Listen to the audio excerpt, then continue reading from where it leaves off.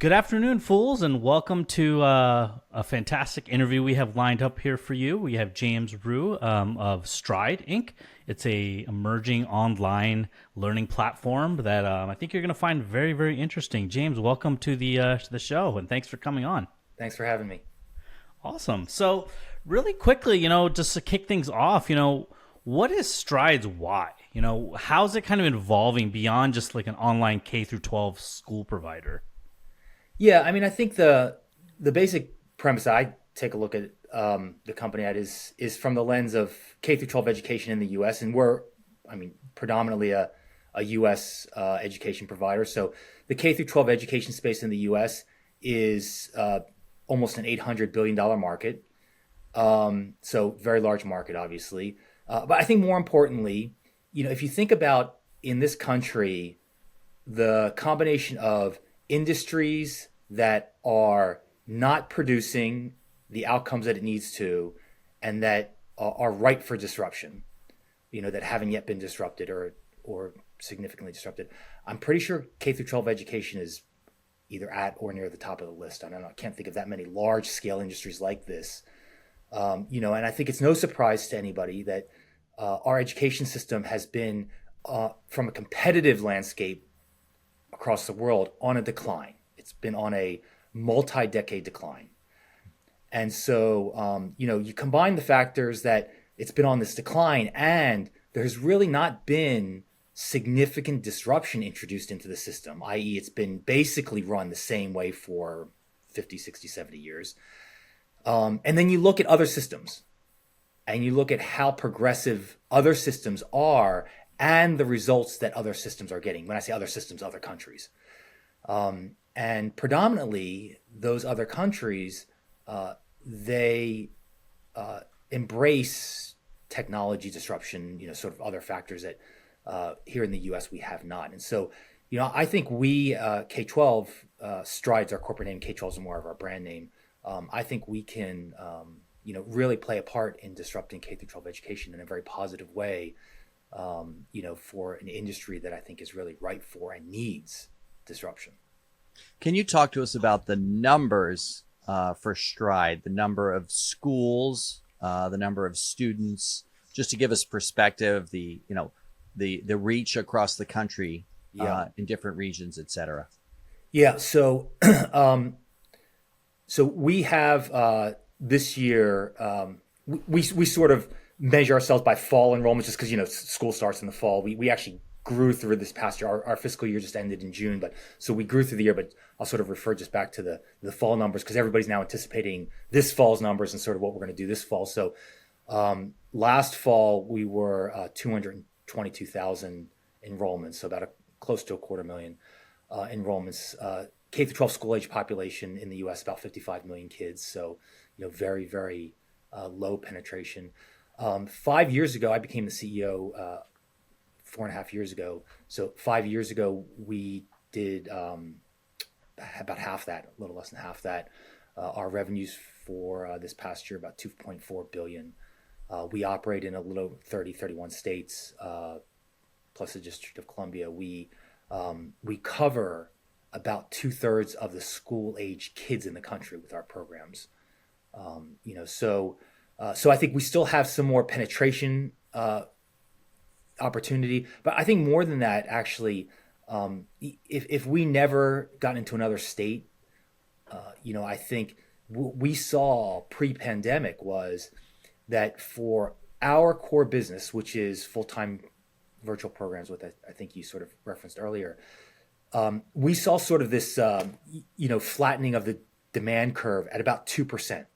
So, you sort of see over, we open a program in a state and over the first sort of 10 years or so, you see an increase in penetration that then sort of flattened out at 2%.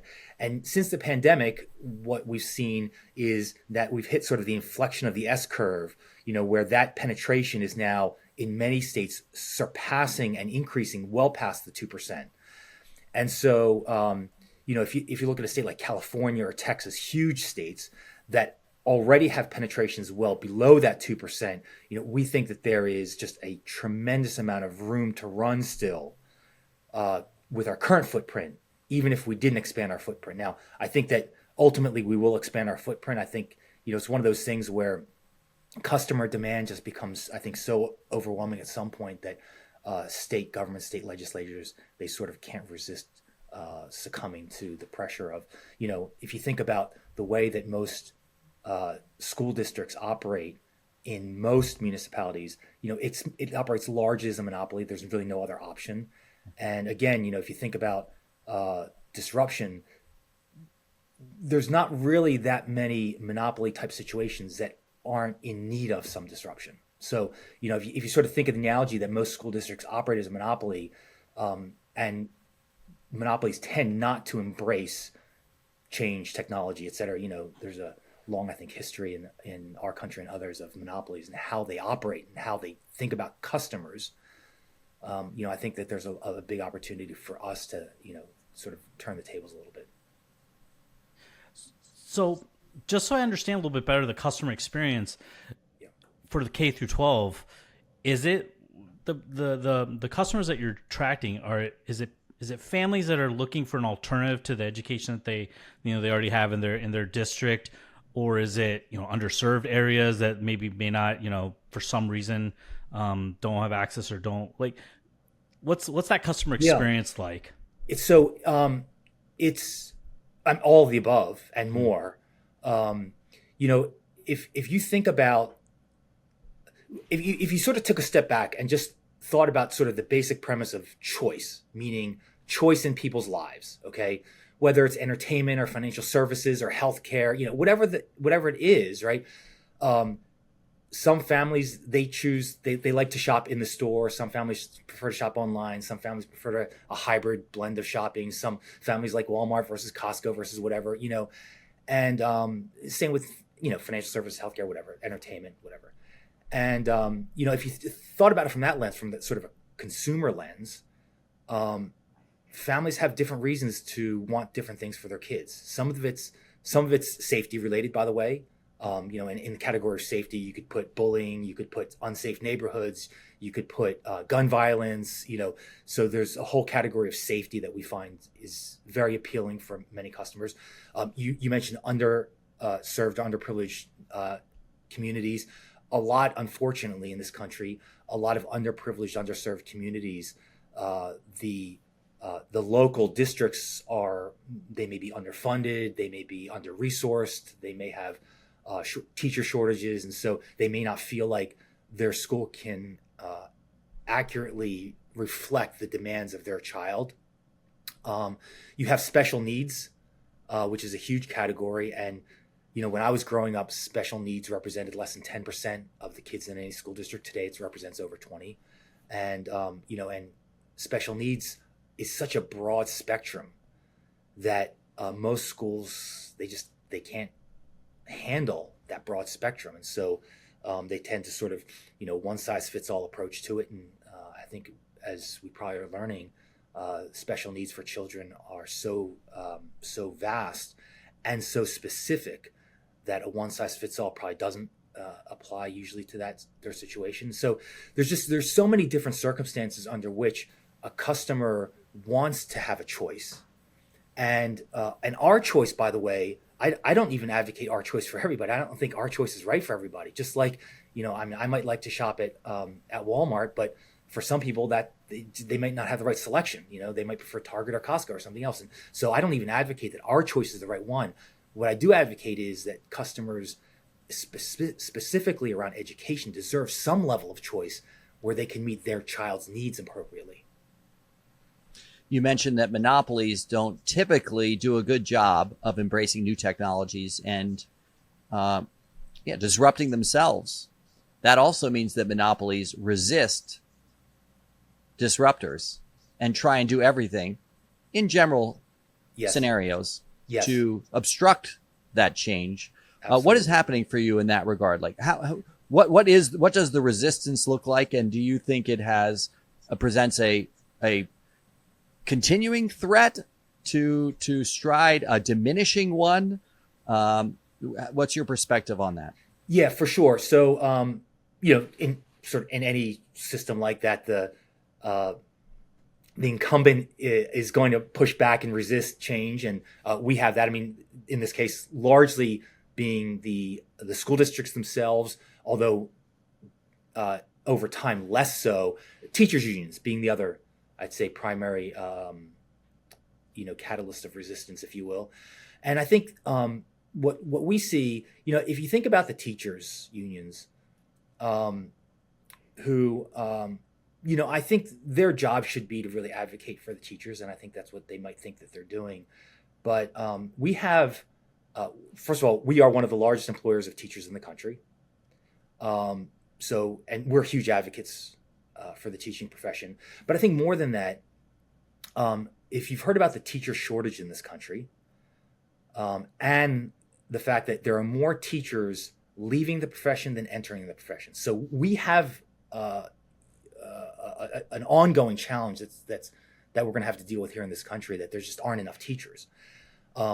We are, I haven't really probably run the exact stats, but certainly for any large school district, we're probably the fastest growing large school district. I'm sure there's some smaller districts that would sort of maybe have faster growth than us.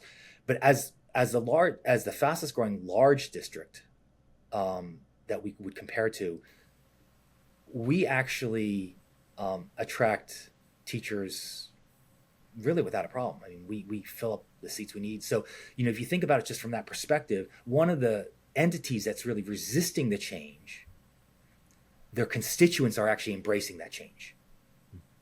And, I think for a lot of reasons that customers may be frustrated with the school districts, teachers may also be frustrated with the school districts' resistance to change, maybe lacking of embracing new technologies or forward thinking or innovation.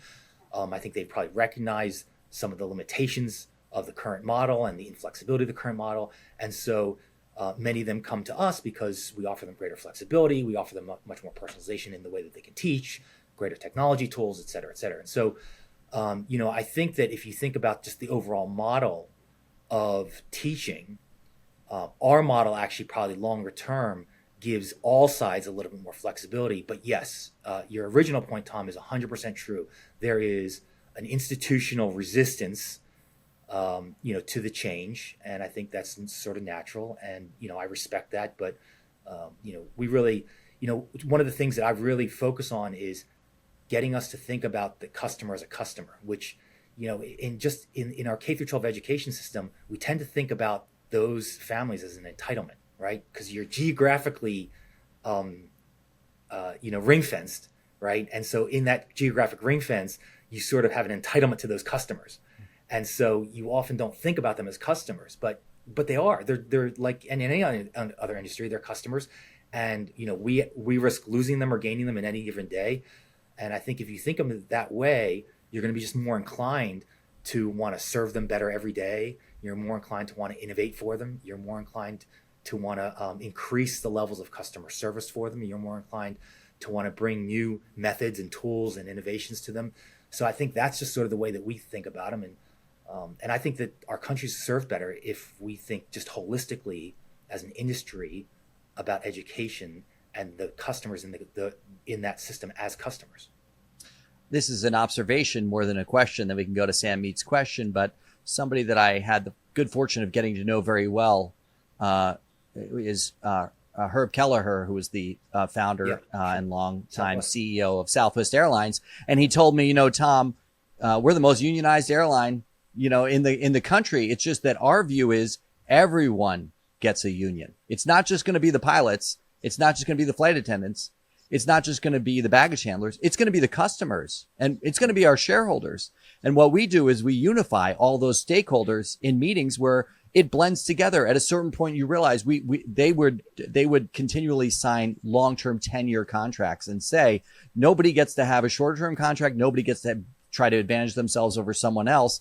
And in a way, that's where I think unions can run into problems if they're only representing one stakeholder and everyone else is sort of not represented or is pitted against that one stakeholder group because they're the only ones acting in a unified way. So it sounds like similar dynamics, but overall, once you get to see all the stakeholders, which is the attempt by organizations like Stride, you have a better chance of serving more people sustainably. Absolutely.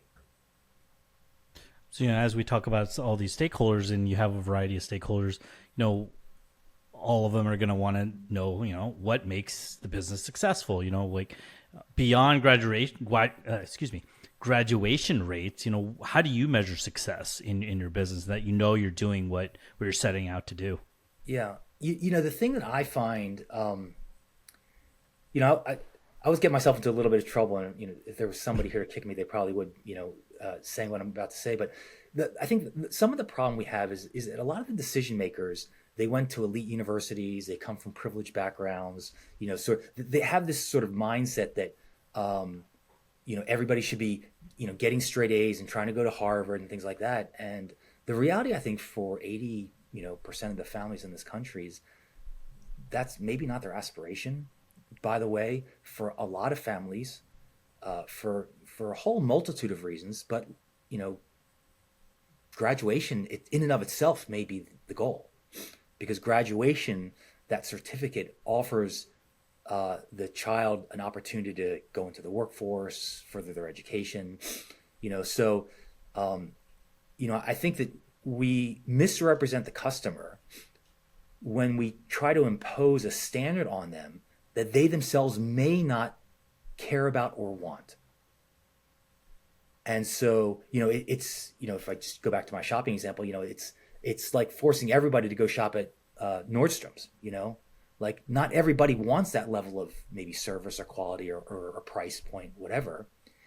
And I think the same thing in education. And also, I think we have to remember that for a lot of families, the actual goal of the education is more a financial outcome than an academic outcome, right? The ability to get a job. Most employers, when they look at a candidate, they're not asking them what their grades were in high school. They want to make sure they have a high school diploma. Most career trajectories that often require some career certificate or things like that, you're not disqualified from obtaining a career certificate in a specific area, healthcare, technology, whatever, if you got a GPA below a certain level. There's no GPA cutoff, right? So I think one of the actual misrepresentations about our society is often that grades, and specifically very high grades, are the objective of a lot of customers, and I don't think that's true. Now, every state has a framework that they'll assess us in all school districts. We're no different. It does include often some level of academic performance. Some states have a growth measure. Some states have sort of a more cutoff measure. It does have graduation rate usually. Some states, and increasingly more states, which I would advocate for, have some career readiness element to their state accountability scores. So we get measured by all those things, but we also like to measure ourselves with things like customer satisfaction, net promoter score, things like that. We've had a net promoter score that's hovered sort of between 55 and 65 sort of range for a number of years, which I think, above 50s of, I talk about like Southwest or other companies like that. I think those are the scores that companies like that want. So I think our customer satisfaction is very important to us. We do a lot of customer outreach where we understand sort of customer needs. And so I think really the customers getting the outcome that they want is the real proxy for success for us. But also because we operate in essentially a regulated environment in every state, abiding by the state compliance frameworks is obviously very important to us. And we hold ourselves accountable to that as well. And one just really quick follow-up, and obviously graduation is not the ultimate goal, but your K-12 program is accredited, correct? And you do get a diploma. So yes. It's it's the equivalent of going to a regular public school. You come away with that diploma and you're fully accredited, because that's still important too as you further your progression. Absolutely, yes. You have a lot of finance in your background, having been, I believe, the CFO at Match.com, and you were in finance in Dow Jones, London Business School, MBA. So only if you're willing to play this game with us, and if you can't see it on your device or you'd prefer not to play this game, don't worry, we can end this game. But this is the game where we ask you to take a look at your own financial statements and give our investing members just a little bit of your thinking, anything you'd like to call out. You can pick any, you could say, I want to talk about our the cash position on our balance sheet. We'll go through each of the financial statements. You can pick one thing out or any reflection you have. When you look at your company's balance sheet, what do you see, or what are you focused on, or what change would you like to see, or what would you like investors to think about when they look at Stride's balance sheet here in the 10K? Yeah. Okay. Well, this game's a little bit of a double-edged sword for me because I was trained as an accountant. I'm not just a finance person. I'm actually an accountant. Yes. So this, it's almost a game where like I have limited upside in a sense because everybody should expect me to know this stuff, and then sort of just a lot of downside if I screw it up. So, but I'm willing to play. I'm willing to play. Okay. So I think there's a couple things that draw my attention when I look at our balance sheet. I think the first is just the strength of our balance sheet. If you look across corporate America, public companies, not that many I think public companies would have a balance sheet that's sort of as rock solid as ours. You look at your typical ratios, current ratio, things like that. And we have very strong. We have a very strong balance sheet. We have very limited debt, and if you look, we have a very strong net cash balance. So we can pay down our debt, and our debt is all actually wrapped up mainly in a convertible note. But I actually, the thing that I have said for a long time actually is if you look at our net working capital, which is in 2025 is about $1.3 billion. Mm-hmm. And $1.3 billion is about $30 a share. And so we have about $30 a share.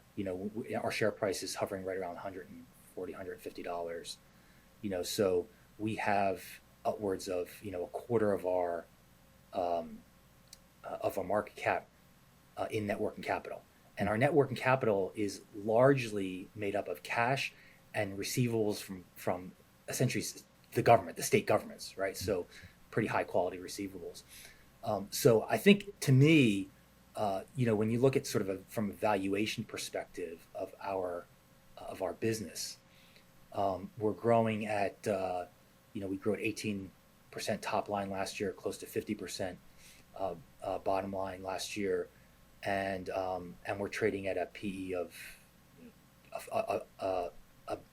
a backward-looking PE of 25, a forward-looking PE of, depending on I guess whose forecast you believe, 20 or something less than that. So, I think for a business that's growing at that rate, to be trading at a multiple that low, I think is very unusual. I think it presents a lot of upside for our shareholders, combined with a balance sheet that really, there's not a lot of real risk associated with our balance sheet. We're not highly leveraged. It's not like, we're going to have some financial cliff here that we're going to have to figure out. So, I think the strength of our balance sheet combined with a pretty low valuation, that's sort of what when I look at our financials, that's mainly what I see. Well, thank you for that. We'll go to the income statement now, and I'll just say that I have recommended your stock 3 times at 3 prices, about 105, about 140, and about 144. And when we make investments at the Motley Fool, we're looking out 5+ years. So I'm pretty excited about the prospects for this investment for the Motley Fool and our members, because we allow our members to invest before us, but we very often in this case have across these investments put our own money in the recommendation behind it. So thank you for that perspective. We now move to the income statement. What do you note here for us? Yeah, I mean, I think I'll take it actually back a few more years before this, but when I became CEO in 2020, I think our gross margins were about 33%, and our gross margins now are 39 and change, approaching 40%. So, I think, and I think also we've been pretty clear in our public statements, especially in this past earnings call, that I don't think that we're going to continue that sort of rate of growth of gross margin, but I do think that getting our gross margins from 33% up to close to 40%, puts us in it's just a healthier spot. It allows us to continue to invest behind the business, which we are continuing to do. I think our SG&A costs as a percentage of revenue continues to decline. So, we're sort of hitting that, what's that, 20% range or so. And I think if we're under 20%, we were probably 35% 4 or 5 years ago. So, I think we've been growing our revenue and our profitability at a rate much, much faster than our cost base, either our direct cost base or our indirect cost base. And then, if you look at our EPS, our EPS again, and I'll take you back a couple years before this, but our fully diluted EPS was about $1 back in 2020 or so, less than $1. So we've grown, and this is reported EPS. Actually, if you took out, we had a non-cash charge writing down some intangibles this year, and stock-based comp, which is obviously non-cash as well. If you took that out, our EPS this year is about $8 a share. I think it's $8.10 a share. So, when you look at that relative to 5 years ago, we've grown our EPS 800+%. I think again, and if you think about whatever the comp universe would be for a company like ours, what company has grown EPS 800% over the past 4 or 5 years and is still valued at under 20 times forward PE? I think just so from a valuation perspective, we feel pretty good that even though our stock has performed pretty well over the past several years, that we continue to be a very undervalued story, that if we continue to perform well, just from a multiple perspective, from a valuation perspective, we're very healthy, and we've been able to bring a lot of leverage to the bottom line for our shareholders. And I think we've been good stewards of both our shareholders as well as our customers at the same time. And so I think, and that that speaks, sort of, you can see the numbers here, but also combined with the very strong Net Promoter Score that we have, the very strong customer and improving customer retention that we have, the growth in enrollment and demand that we find in our business. I think all of those factors combined with the financial discipline we have, makes for a very strong franchise. You're going to discourage us from doing so, but our new standard for the next 5 years is 800% EPS growth. It wouldn't be bad, It wouldn't be bad. I know. I'm just being a punk. Okay, I don't know if you guys have seen this, but you're very familiar, obviously, with the way public company executives get compensated. Part of my compensation actually is tied to a target stock price appreciation of 20% CAGR, right? So, like, just to hit the target, our stock price has to appreciate at a 20% compounded annual growth rate, which is double the S&P 500, and that's at target, right? So, so that's I think that just gives you a little bit of a sense also of I think of how our board is thinking about our both our ability to deliver, but also the opportunity we have. Yeah, and the level of conviction of our CEO to sign that document. So, let's look at the cash flow statement. Then we'll go back to Sam Mead. I've taken up too much of this time with these questions, but what do you see here on the cash flow statement? Yeah, so the thing here that it's not it's whatever, you have to calculate it obviously, but free cash flow, which is really just the net cash provided by operating activities less your capex, it's more than doubled in the past 2 years here. And I think that's, at your most foundational level, right, of valuation, you're really looking at your future cash flows. And so to see our free cash flow profile, which again, if you took us back another couple of years, and so I like to start with when I became CEO, because that's sort of, I guess how I grade myself. And, if you go back a couple more years from when I became CEO to now, I think our free cash flow is up over 400% or something like that. And so, again, I think that that's the thing to me that stands out is that, the balance sheet and the income statement can be a little deceptive based on accounting. And, there's a lot of things that, sort of can play into that. Whereas, free cash flow is real free cash flow. That's, you can't sort of hide, if you will. from your free cash flow that much. I mean, for maybe a year you can, playing with your working capital a little bit, but over a period of time, it's just very hard to hide from your free cash flow. And so I think we've done a really nice job of delivering free cash flow for our investors. And just for your accounting professors and your training, we'll put you on the spot and say, tell us about amortization of fees on debt, please. We'll pass on that one. Just that'll be a waste of time, and you'll get it right. Back to you, Sandmeat. Yeah. That was a great walkthrough. I love it. So, at your 2023 Investor Day, you outlined, some pretty compelling, fiscal 2028 targets, which are actually very close to hitting that bottom end of, revenue doubling to $3 billion, EPS around the $6 to $8 range, significant margin expansion and operating leverage, which you've kind of already highlighted a little bit. They started to do. What are kind of the key drivers that you've seen getting you there, and that you do see getting you to above, to those high end of those range without kind of compromising, quality or customer experience and outcomes?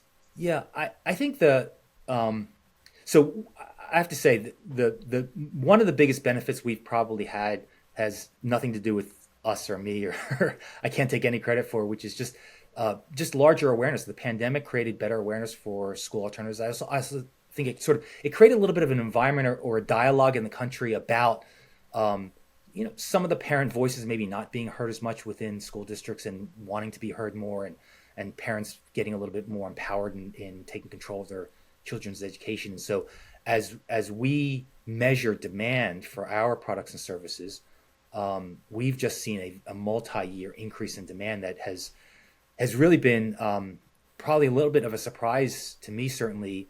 When we set those targets a few years ago, I didn't think that the demand curve would be this strong for this extended period of time. And it has been. And so, and we've been able to capitalize on it. If you look, sort of, we can see both in sort of public and private markets, we can see some comparables, and I think we've taken some market share. So we've been able to capitalize on that demand, I think, more than our competitors. And so, and I think I just attribute that to, I think, good execution. I think when I took the job, our execution was not as good as I think it could have been. And I think, by the way, we still have a long way to go. Like, people often congratulate our results for the year or whatever, and I tell them there's nothing really to congratulate us about yet. I don't think we haven't really done much. I think we're just in the very beginning of what we're capable of doing and delivering for our customers. And I think that we're going to have, hopefully, a long road ahead of us. We just celebrated our 25th year anniversary in business, in a business that we pioneered. What I like to tell people is that if you just look back 25 years ago to the industries that were dominant in their categories 25 years ago, very few of them continue to be dominant today. And the characteristics of the very few companies that have continued to be dominant is they continue to innovate. They're never satisfied. They continue to work for their customers, right? They embrace change. And, God willing, I'm around 25 years from now to be able to look back and say, we were able to do those things and retain our dominance through 25 more years. That, I think, would be the real, test of our, of what we've done. I think a few years of nice performance it's just nothing to be satisfied with yet. And I think we've got a long, long way to go.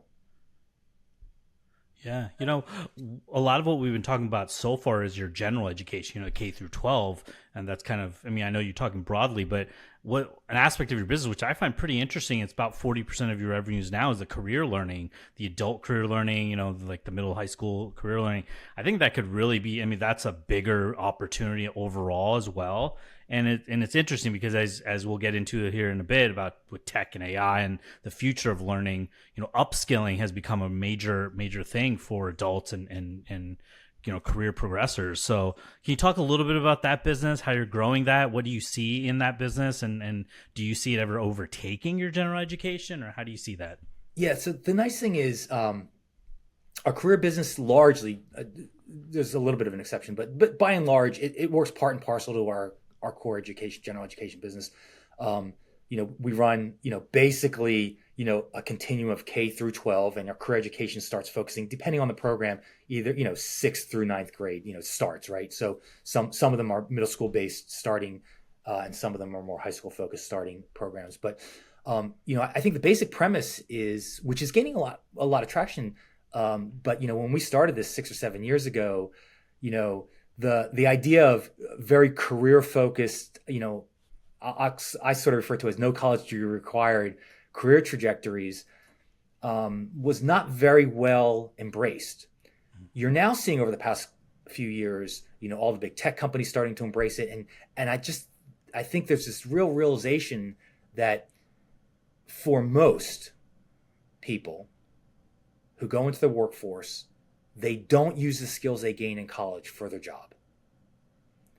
And I think that's going to be increasingly the case. And I think we owe it to our kids to start preparing them for career trajectories earlier on. Now, that doesn't prevent them from going to college. It doesn't prevent them from a whole host of options, which could be, go into the military, then go to college, then go into your career. It could be start a career and go to night school. There's a lot of options. And the whole paradigm that we've lived with in this country for so long, where, go to high school or graduate high school so that you can get to the best college, and that was your ticket to a successful future. I just think that is an outdated paradigm. And I think that a lot of families, and particularly a lot of kids, are waking up to that and realizing that a successful career and a successful future is not always predicated. And, you look at the levels of college debt that kids have and things like that. It's a huge burden. And, and by the way, I think the average pediatrician in this country makes marginally more than the average plumber. And, you don't need all those years of college education and debt and things like that. And by the way, there's a shortage of both. We need both, but for a lot of kids who may not be as academically inclined, there are just a lot of other trajectories and careers that they can enter into. Just don't require them to be focused academically, and just they can leverage whatever talents or smarts that they have. 3 quotations for you to respond to. You'll catch the theme right away. Sal Khan: AI will transform education by providing every student with a virtual personalized tutor at an affordable cost. The CEO of Duolingo, Luis von Ahn: education is going to change. It's just a lot more scalable to teach with AI than with teachers. And Bill Gates, perhaps with that famous quote that people read a few months ago: within 10 years, AI will replace many doctors and teachers. Humans won't be needed for most things. So what is James Rhu's view of the impact of AI on education? Yeah, so I think in the short and medium term, I think just our societal norms will dictate that teachers remain at the center of K through 12 education.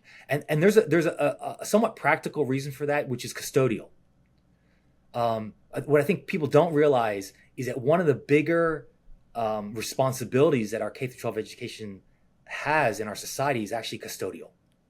We have a lot of families that have where both parents work, or single parent, families where the adult in the house has to go to work, and so the system plays a custodial aspect. And I don't think in the short and medium term that AI will be able to both play the educator as well as the custodian. I don't see that happening in the short to medium term. I am bullish in the longer term that technology can play a much bigger part in our kids' education. And I think that the easiest way to look at it is if you look at error rates, right? This is, you guys probably know this a lot better than I do, but if you look across industries, financial services or retail or whatever, they all have some error rate metric, right? So credit loss, inventory shrink, there's some error rate, what I'm calling sort of error rate metric. And it just so happens, I think if you look, you guys are more experts at this than I am probably, but I think if you look across a broad swath of industries, that error rate tends to migrate for some reason or other to around 2%. This seems like a sort of natural error rate that a lot of industries sort of find acceptable, if you will. And I think that what education will have the benefit of, and I think, by the way, you will find in education the same thing. By the way, teachers, as great as they are and as great as services they provide, teachers are not perfect, right? So there's an error rate, and if you sort of assume that it's comparable to other industries' error rates and it's sort of in the 2% range, I just think technology, you're going to find, has a much lower error rate. And if you look at like self-driving cars, we know that the error rate in self-driving cars is better than humans, although the bar that we set for allowing self-driving cars is higher. I think similarly in education, we will probably set a higher bar, but I think technology ultimately will cross that bar, and it'll have lower error rates. It has more consistency, and by the way, it can also have more empathy. See, I think part of the equation that we don't recognize is if you're a teacher in a classroom of 30, 40 kids, the ability to really deliver a personalized, empathetic relationship to a student is very challenged, just because of the diversity of children you're trying to manage in any given moment. Whereas technology is going to be able to help say, well, good morning, Tom. How you feeling? And if Tom says, well, geez, I'm a little tired this morning because I was up late studying my balance sheets, the AI or whatever technology say, oh, well, before we dive into your lesson, why don't you watch this 3-minute video and get your blood flowing a little bit? We'll do a little stretching, whatever, that will sort of help you get going in the morning. And it can do that individually for each kid. A teacher just, and it's not because they don't want to, they don't have the capacity to do those things. So I do think I'm very bullish on the longer term outlook of technologies, AI, robotics, things like that, to really deliver an educational experience that is more akin,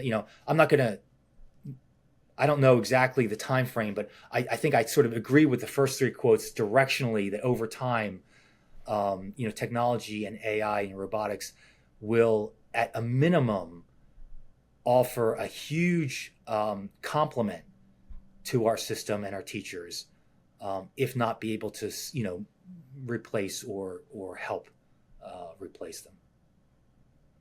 It's funny because with AI and all the advantages and the benefits we're going to get from it, which are going to be phenomenal, people are worried about, well, what does this mean for, especially like the white collar type jobs? What does this mean for us? Okay. And then there's been kind of a renewed interest in like the technical trades of, plumbing, HVAC, that's not going to. Well, it's harder to outsource plumbing or have AI do plumbing for you, I think, than, by the way, you guys better watch out too. I think AI is coming for you guys as well. Don't be surprised, get your retirement affairs in order, Yeah, for sure. I mean, and until we have the humanoids that are doing plumbing too, so that's even further down the road. But have you ever thought of going into the skilled trades, like the technical institute, yes, education companies that kind of teach some of that stuff? Yeah, so we've sort of our opening foray into careers has been really focused on business, healthcare, and technology. Those ones are much more easily facilitated through online learning, so sort of much more natural fit for us. But I do think the skilled trades is an area that we're very interested in. I agree with you that those have gotten a lot of renewed interest. You see that actually there's a couple of public company comps out there that focus on the skills trades, and they've been performing, I think, very well. So I do think that the skilled trades, they're not just making a comeback. I think there's a lot of renewed interest. I think the financial trajectory of people are realizing, like I mentioned about plumbers, relative to a physician, you can be your own boss. You can sort of set your own hours, if you will. I'd like to tell people that like a plumber, you show up to work every day in jeans. You knock on someone's door, they're going to basically give you $100 just for knocking on the door. Like there's a lot of advantages to a lot of these jobs that I think are really compelling for kids over time, and they don't require student debt. They don't require extra years of college. So I think that there's going to be a real trend towards skilled trades, and we haven't yet invested a lot in it, but it is something that's on our radar that I do think is going to be a trend, and I think that we should be playing in that trend. Please feel free to answer this question as an athlete or celebrity might in the third person singular. It's a few-part question. Why did James Rhyu join Stride? What motivates James Rhyu going forward? And what's one leadership or cultural principle that James Rhyu holds dear at Stride? Yeah, so I like to tell people I was a C student, so going into education was never sort of never going to be my jam. I had a very personal situation where both my parents have now passed, but when each of them was diagnosed with some illness, I had an opportunity to relocate to be closer to them and spend some time with them in their last years, and that's exactly what happened in this case. And so it was really my dad was diagnosed with an illness, and my brother lives in the Virginia area, and we sort of decided to move him there and spend time. And just as this was happening, I got a call from an old mentor of mine, Nate, who hired me, and he asked me to come on board. So it was very serendipitous for me to have joined. And it's interesting because I spent most of my career just being ambitious, trying to climb the corporate ladder. And I had many years ago I wanted to be my goal was to be the CFO of a public company, and I never dreamt or wanted to be the CEO of a company. And in fact, when the board approached me, to consider for me the role, I actually said I'm not interested for quite a while before I sort of threw my hat into the ring. And so I was a very happy accountant, I guess, and I really enjoyed that job. And but it's turned out, I think, pretty well. And the thing that I tell people all the time, I actually have these sort of executive attributes that my management team's sort of sick of probably hearing me talk about them all the time, but there are these 10 attributes that I put up all the time that they're in no particular order except for the first one. And the first one's self-awareness. And I think that is the attribute that I tend to focus a lot on. I tell people a lot that I'm an early person. I get up early, and I do some reflection almost every day. And there's one question I ask myself every morning, which is, how can I be better? And you just fill in the blank, right? How can I be a better husband? How can I be a better father? How can I be a better boss? How can I be a better CEO? Whatever you fill in the blank with. And I think that the only way you can really answer that question well is if you have self-awareness. And I think just self-awareness just drives so many of the decisions I make, because there's some things I'm good at. There's a lot of things I stink at, right? So that self-awareness helps me hire people. So who am I going to index some hiring, and what kind of characteristics am I looking to hire? And where do I spend my time? I should spend my time in things where I can add value as opposed to the things I stink at. And so I think that self-awareness for me as a leader is what I really encourage everybody to. And it's hard because people, I think people just naturally, they don't want to be honest with themselves. It's hard to look at yourself in the mirror, and really be honest with yourself. And that's, I try to do that. I'm sure I'm not doing a good job of that I could do, but it's what I really encourage all the leaders around me to really do. And goes in when I mentor people, it's the first thing I spend time with them on, because a lot of people, you ask them, well, what are their goals? My big thing is, I don't know you, so I don't know what goals and objectives you have. So if I'm going to mentor you, we have to do an exercise and figure out what your real goals and objectives are. And, people a lot of times, oh, I want to be the CEO. I'm like, do you really, do you even know what it is to be the CEO? I mean, shit, when I became the CEO, I don't think I had a good idea, and I'm still learning the job almost 5 years in, and all the, the different pressures that come with the job and things like that. And, it turns out a lot of people, when I go through with them, they end up saying, no, that's not the job I want. I have different goals. My goals are, financial in nature, and, you don't need to be the CEO to reach those financial goals, particularly if maybe you've been a stockholder of LRN for a number of years. And so I think really self-awareness is a characteristic that I value. And then the other things that I always say is, I think it's always important to operate with some level of humility and gratitude. I think that, in today's day and age, it's a little bit in short supply. And, I think that it's just an important characteristic to have about life, and, be grateful for what you've got, and, try to be humble. CEOs of companies, I think it's, you're always inundated, people are always kissing your ass and, like making you feel good about yourself and stuff like that. So it's just harder to be humble, and I think it's just always reminding yourself that, we all got to start somewhere. And there's a lot of humility in that. So we're running close to the end of our time, but I would love to ask you, do you have a specific like student success story that kind of illustrates how someone's kind of gone through your platform and your education system and succeeded and done well? I mean, that must be like a great kind of like feedback loop for you guys. Yeah, you should have started that with that question, because that would have taken the whole hour, I think, probably. I didn't leave you enough time for that one, I guess. I'll give you one quick one though, which is it's actually the one I tell the most of. It's a very atypical one, but I do think it sort of demonstrates the power of the platform and franchise that we operate. So there was a mom of a child. The child was not paralyzed, but from the neck down was severely disabled. So was wheelchair bound. This child was not able to speak. And in addition to the physical disability the child was diagnosed with, the child was also diagnosed with a mental disability.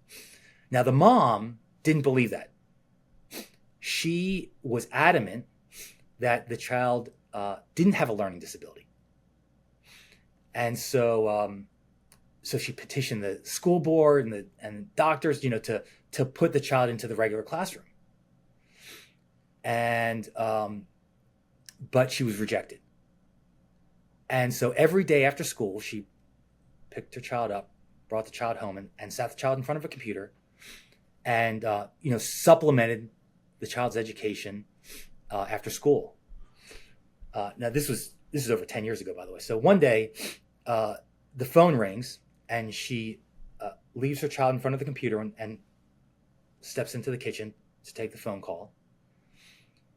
And she was gone for about 10 minutes.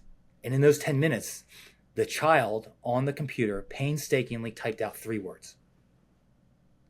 Those 3 words: I understand everything. Now, if you're a mom and you see those 3 words, after petitioning for so long, well, she enrolled her child into one of our programs, and a couple years ago, I believe that child graduates salutatorian of the class.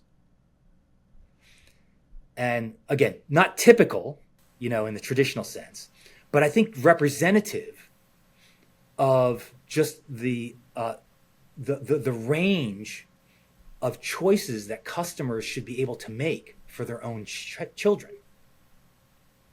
And it's really, you hear those kind of, and in our programs, these stories are like a dime a dozen. They're just like, incredible stories of family resilience and, and students. And it's amazing. And, you asked me earlier about, why I joined and stuff like that. And, I didn't join for any educational reason, but having now been here after a couple years, I think the reason I stay, not the reason I joined, is impact. The lives that we are able to impact. I just don't know another job that I'm qualified for where I could go to and make this kind of an impact. So it's really it really gets you going every day to know that that's what you're doing. If you want to serve the needs of children and families, you have to have choice. You can't serve special needs. And in a way, we're all on a continuum of special needs unless you have an incredible array of choices for families to make.